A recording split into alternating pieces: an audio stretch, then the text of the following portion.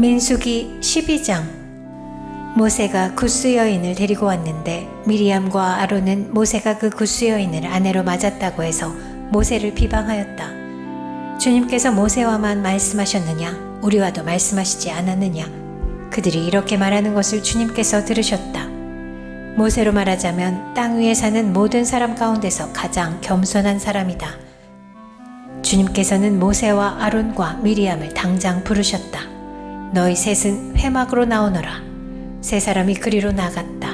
주님께서 구름 기둥 가운데로 내려오시어 장막 어귀에 서시고 아론과 미리암을 부르셨다. 그 두 사람이 나가서자 말씀하셨다. 너희는 나의 말을 들어라. 너희 가운데 예언자가 있으면 나 주가 환상으로 그에게 알리고 그에게 꿈으로 말해줄 것이다.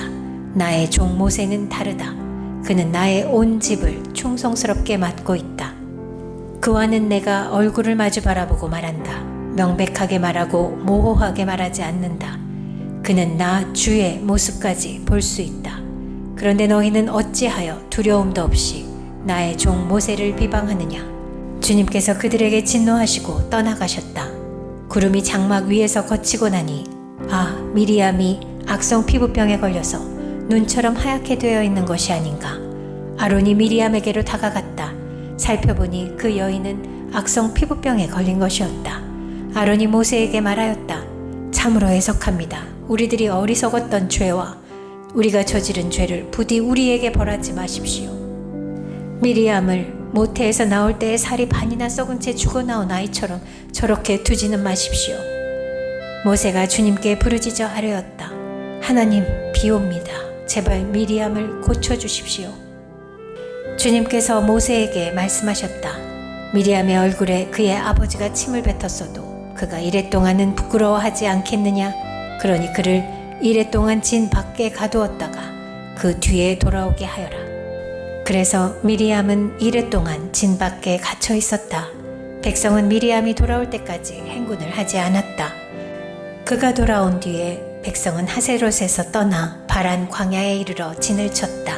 13장. 주님께서 모세에게 말씀하셨다. 너는 사람들을 보내어 내가 이스라엘 자손에게 준 가나안 땅을 탐지하게 하여라. 각 조상의 지파 가운데서 지도자를 한 사람씩 보내어라. 모세는 주님의 분부대로 바란 광야에서 그들을 보냈다.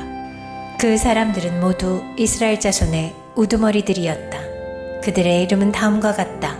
르우벤 지파에서 사꿀의 아들 삼모아요.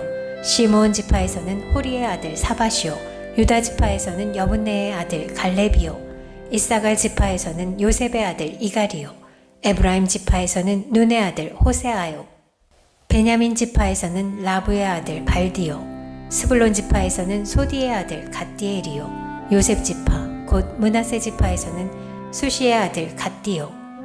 단 지파에서는 그말리의 아들 암미엘이요. 아셀 지파에서는 미가엘의 아들 수두리요.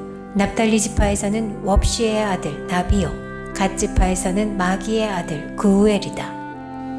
모세가 땅을 탐지하라고 보낸 사람들의 이름이 이와 같다. 모세는 눈의 아들 호세아를 여호수아라고 불렀다. 모세는 가나안 땅을 탐지하라고 그들을 보내면서 이렇게 일렀다. 너희는 저기 네겝 지방에도 올라가 보고 산간 지방에도 올라가 보아라. 그 땅이 어떠한지 탐지하여라. 그 땅에 사는 백성이 강한지 약한지 적은지 많은지를 살펴보아라. 그리고 그들이 사는 땅이 좋은지 나쁜지, 그들이 사는 마을들은 장막촌인지 요새화된 성읍인지, 토지는 어떠한지 기름진지 메마른지, 거기에 나무가 있는지 없는지를 살펴보아라. 담대하게 행동하여라. 그리고 그 땅에 과일을 가져오너라. 때는 바야흐로 포도가 처음 익을 무렵이었다.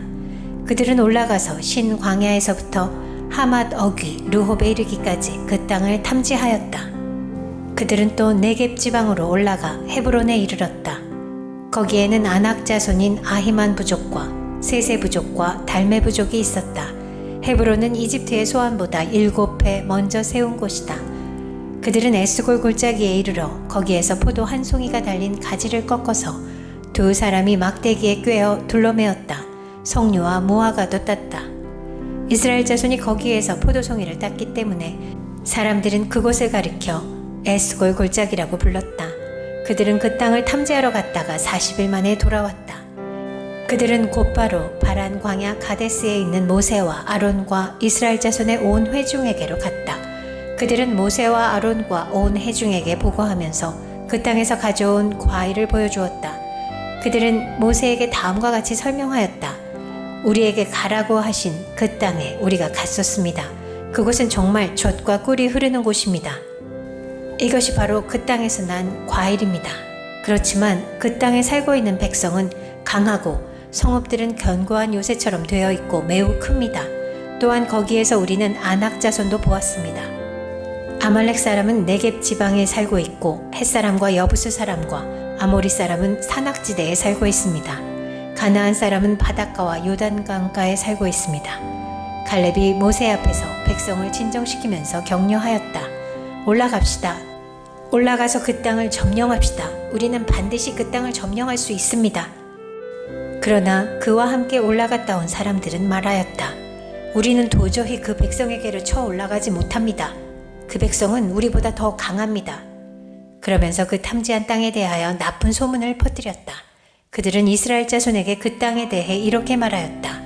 우리가 탐지하려고 두루 다녀본 그 땅은 그곳에 사는 사람들을 삼키는 땅이다. 또한 우리가 그 땅에서 본 백성은 키가 장대 같은 사람들이다. 거기에서 우리는 또 네피림 자손을 보았다. 아낙 자손은 네피림의 한 분파다. 우리는 스스로가 보기에도 메뚜기 같았지만 그들의 눈에도 그렇게 보였을 것이다. 민수기 14장.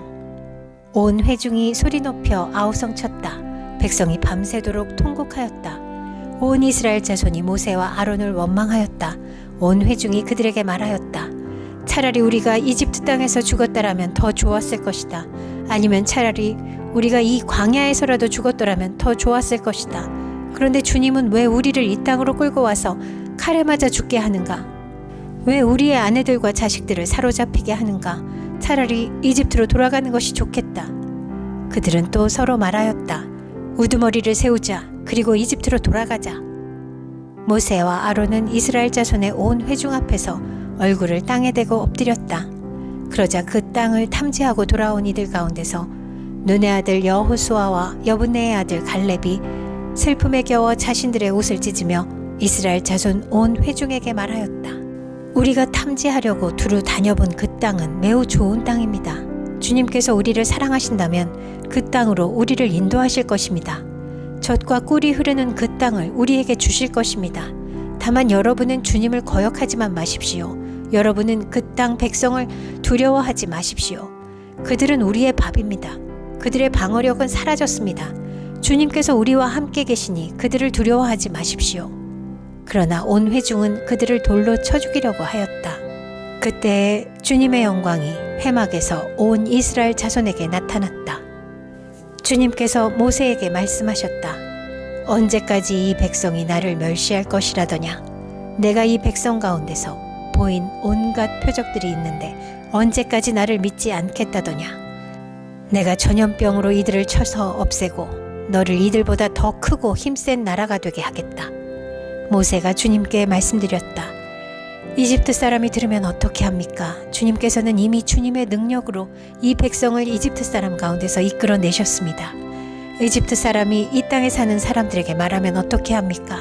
이 땅에 사는 사람들은 주 하나님이 이 백성 가운데 계시다는 것과 주 하나님이 얼굴과 얼굴을 마주하여 보이셨다는 것과 주님의 구름이 그들 위에 머물고 주님께서 낮에는 구름 기둥 가운데 계시고 밤에는 불 기둥 가운데 계셔서 그들 맨 앞에서 걸어가신다는 것을 이미 들었습니다.